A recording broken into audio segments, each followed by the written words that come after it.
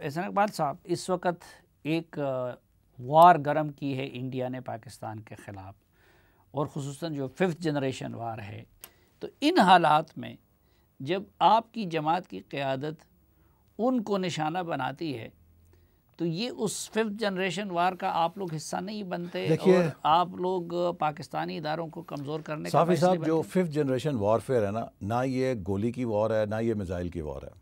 یہ ایک بڑی ہولسٹک وار ہے جس میں آپ ٹارگٹ کنٹری کو، اس کی سیاست کو بھی نشانہ بناتے ہیں، اس کی معیشت کو بھی بناتے ہیں، اس کی سوسائٹی کو بھی بناتے ہیں، اور اس کو انٹرنلی امپلوڈ کرتے ہیں، اندر سے کمزور کرتے ہیں. اور 5th جنریشن وارفیئر میں دشمن کہاں حملہ کرتا ہے؟ دشمن آپ کی فالٹ لائنز پر حملہ کرتا ہے. ہمیں اگر 5th جنریشن کا مقابلہ کرنا ہے تو اپنی فالٹ لائنز کو بند کرنا ہے. دیکھیے، اگر آپ چنگاری اپنے ملک کے اندر پیدا کریں گے اور دشمن اس کے اوپر پیٹرول چھڑک کے آگ لگانے کی کوشش نہیں کرے گا تو اس دشمن کی عقل پہ شبہ ہوگا. ہمیں کوشش کرنی ہے کہ اپنی چنگاریوں کو بجھائیں. اگر ہم اپنی چنگاریوں کو بجھا دیں گے، دشمن 5th جنریشن چھوڑ کے 10th جنریشن وارفیئر بھی کر لے، وہ ہمارا بال بیکا نہیں کر سکتا. لیکن اگر ہم خود اپنی چنگاریوں کو الاؤ بنا رہے ہیں اور پھر یہ کہیں کہ دشمن ان پہ پیٹرول کیوں پھینک رہا ہے، تو ہمیں کچھ انٹروسپیکشن کی ضرورت ہے. مثلا اس طرح کی گفتگو جب آپ کرتے ہیں تو اس کا نتیجہ الٹیمیٹلی یہ نکلتا ہے کہ آپ لوگوں کی خواہش بھی ہے کہ اسٹیبلشمنٹ سے بات ہو، ان معاملات پہ ہو، اسٹیبلشمنٹ سے بات بنے، اسٹیبلشمنٹ کو آپ ان چیزوں کا احساس دلا دیں اور اسٹیبلشمنٹ جواب میں آپ لوگوں کو ایکوموڈیٹ کریں. لیکن جب پھر آپ سے بات کی جاتی ہے کہ کیا آپ اسٹیبلشمنٹ سے بات کرنے کو تیار ہیں، تو وہ چیز پر آپ نہیں مانتے.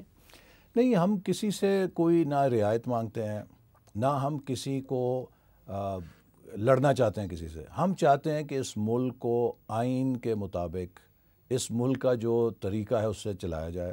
ہمارا نہ کسی سے جھگڑا ہے، نہ ہم کسی سے خیرات مانگتے ہیں. ہم کہتے ہیں کہ آئیے، یہ ملک ہم سب کا ہے، اس ملک کا مستقبل ہم سب کا ہے. دیکھیے، ہم نے اپنی اگلی نسل کو کیسا پاکستان دے کے جانا ہے، ایسا ہی لڑتا جھگڑتا، کمزور ہوتا، لڑکھڑاتا، یا ایک مستحکم آئین اور قانون کے اوپر چلتا ہوا ایک مضبوط معیشت، تاکہ ہمارے بچوں کا مستقبل اچھا ہو.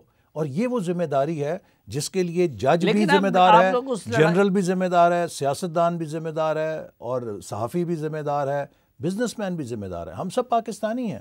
لیکن اب آپ لوگ جنگ کی طرف نہیں جا رہے ہیں، الٹا. ہماری نہ جنگ ہے، نہ کوئی کسی سے ایسی بلا وجہ کا جھگڑا ہے. ہمارا تو ایک ہی مطالبہ ہے، اور ہم کوئی اپنے لیے رعایت نہیں مانگتے. ہم کہتے ہیں اس ملک کو آئین کے مطابق چلائیں. اس ملک کے اندر یہ جو ایک محاذ آرائی کی سیاست ہے، اس کو ختم کریں. دیکھیے، عمران خان جس شخص کا نام ہے، یہ ایک پولرائزنگ فگر ہے.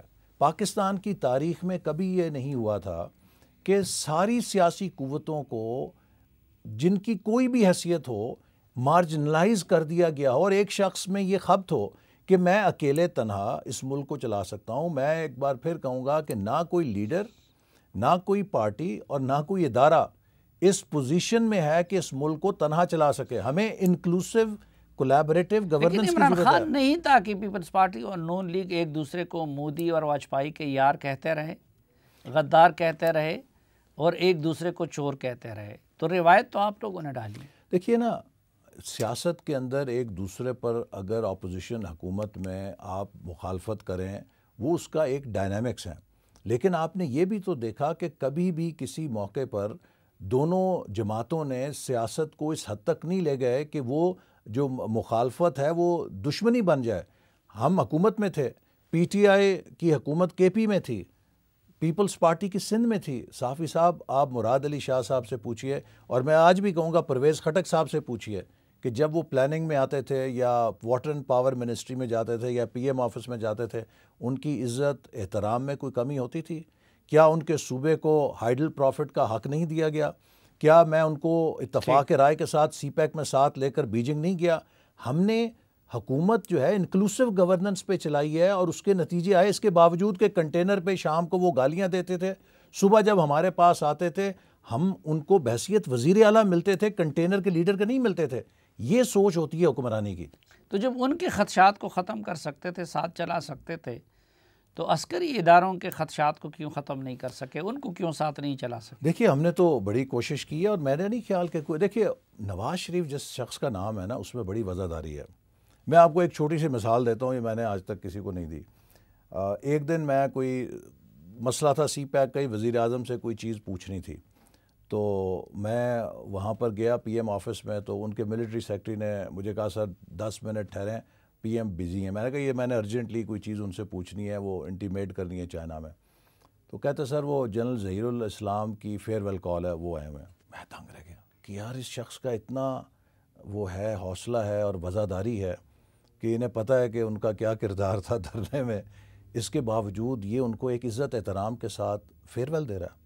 دھرنے میں ان کا کردار تھا ظہیر الاسلام کا؟ یہ تو اوپن سیکرٹ ہے، اوپن سیکرٹ ہے. سے آپ سے شہر میں کسی سے پوچھ لیں. نہیں، نواز شریف صاحب بڑے وزادار بھی ہیں، لیکن میں انتہائی اور مجھے یہ سمجھ نہیں آتی. اور اینڈ میں نہیں، ان کی وزاداری بالکل بے مثال ہے. مثلا عمران خان صاحب کنٹینر سے گئے، وہ ان کے لیے ہاسپٹل گئے، انہوں نے الیکشن کیمپین کو ملتوی کیا. بے نظیر بھٹو کے ساتھ حادثہ ہوا، وہ فوراً ہاسپٹل پہنچے. اور یہ ہماری روایات بھی تھی جو بدقسمتی سے کہ اب دیکھنے میں نہیں آ رہی ہے. اور عمران خان صاحب نہ ان کی والدہ کی فاتحہ پہ گئے، نہ اس کے بعد بھی. تو یہ وزاداری اپنی جگہ پہ، لیکن نواز شریف صاحب بڑے کینہ پرور بھی نہیں ہیں. جس طرح انہوں نے مشرف کے خلاف مقدمہ بنایا، تو اب اس بات کی کیا گارنٹی ہے کہ دوبارہ موقع ملتے ہی وہ اداروں سے انتقام نہیں لیں گے؟ ایک بات میں آپ کو بتاؤں کہ جس پارٹی کا اکنامک ویژن ہوگا، جو پاکستان کو اقتصادی طور پہ مضبوط دیکھنا چاہتی ہے، وہ پاکستان کے داخلی استحکام کے بغیر ویژن حاصل نہیں کر سکتی. اگر ہم ملک کے اندر لڑائی جھگڑا کریں گے تو ہم اپنے ویژن کو کیسے ریلائز کریں گے؟ لہٰذا آپ دیکھیں کہ جو میں ابھی بھی سمجھتا ہوں کہ ہم سب بحیثیت قوم ایک ایکسٹرنل مینوور کا نشانہ بنے ہیں. کچھ حلقوں کو پسند نہیں تھا کہ سی پیک دوسرے درجے میں جائے، اور اس کے لیے ضروری تھا کہ مسلم لیگ نون کی حکومت میں نے آپ سے عرض کیا نکالا کہ ان جائے. سب خوبیوں اور کے باوجود 2018 میں وہ بیرونی حلقے کامیاب ہو گئے. میاں نواز شریف بھولتے نہیں ہے، مریم بی بی بھی کینہ پرور ہے. تو اس بات کی کیا گارنٹی ہے کہ دوبارہ موقع ملتے ہوئے وہ اداروں سے انتقام نہیں لیں گے؟ اگر اداروں کے ساتھ ہم نے جنگ کرنی ہے تو ہم ملک کیسے چلائیں گے؟ ہر ادارے کا اپنا کام ہے. ہم تو چاہتے ہیں کہ پاکستان کو ایک اقتصادی طاقت بنائیں. ہم چاہتے ہیں کہ پاکستان کے اندر ایک معاشی قوت ہو جس سے کہ یہ ملک ناقابل تسخیر بنے. ایٹمی قوت تو بن گئے ہیں، آج آپ کی معاشی حالت یہ ہے کہ وہ ایٹم بم سنبھالنے کا آپ کے لیے مسئلہ بنا ہوا ہے. تو اس لیے اگر آپ نے ایک اقتصادی ویژن پر، اقتصادی پروگرام پہ چلنا ہے تو اس کے لیے آپ آپس میں لڑائی کر کے نہیں کامیاب ہو سکتے، آپس میں ہارمنی سے کامیاب ہو سکتے ہیں. نہیں، وہ اپنی اہلیہ کا ادھر چھوڑ کے آ گئے، ان کی رحلت ہو گئی. اس کے بعد ان کی بیٹی کو جیل میں ڈالا گیا. بیٹی اگر سوچے تو ان کے باپ کو جیل میں ڈالا گیا. ابھی وہ اپنی ماں کے یہاں تدفین میں شریک نہیں ہو سکے.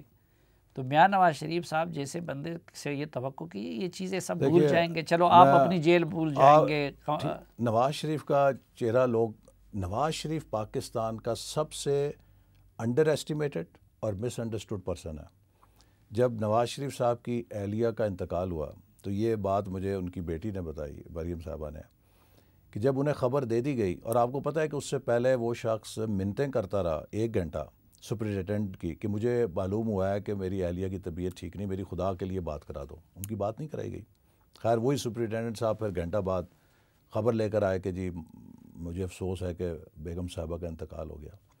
نواز شریف صاحب جب مریم نواز صاحبہ کو یہ بتانے گئے کہ ان کی والدہ کا انتقال ہو گیا ہے تو مریم نواز کہتی ہیں کہ پہلی بات مجھے انہوں نے پتہ کیا کہی؟ انہوں نے کہا بیٹا کسی کو بددعا نہ دینا. آپ سمجھتے ہیں کہ وہ شخص کینہ پرور ہوگا؟ اس کے بعد ایکسٹینشن کو ووٹ کیسے دیا؟ ایکسٹینشن کو ہم نے ووٹ نہیں دیا، وہ تو عمران خان صاحب نے ایکسٹینشن دی. ہم نے ایکسٹینشن کے قانون کو ووٹ دیا. ٹھیک.